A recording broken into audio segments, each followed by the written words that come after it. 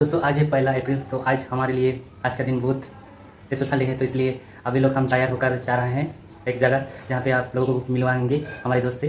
तो आज का दिन बहुत स्पेशल होने वाली है। आप टाइम हो रहा है 1:05।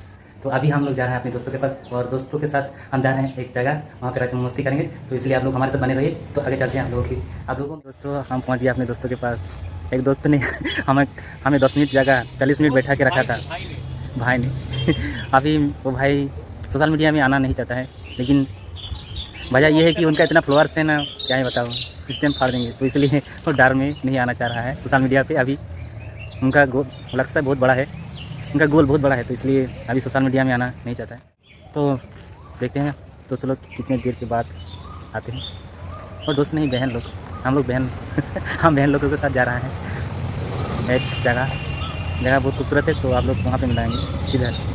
तो फाइनली बंधुगण আমরা অনেক কষ্টের পর অনেক রাস্তা হেঁটে হেঁটে অতিক্রম করে ফাইনালি আমরা আমাদের যেখানে ঠিকানা সেখানে পৌঁছে গেছি ডেস্টিনেশনে। এখন আমাদের এবার খাবারের সব কিছু হয়ে গেছে রেডি, শুধু খেতে বাকি আছে।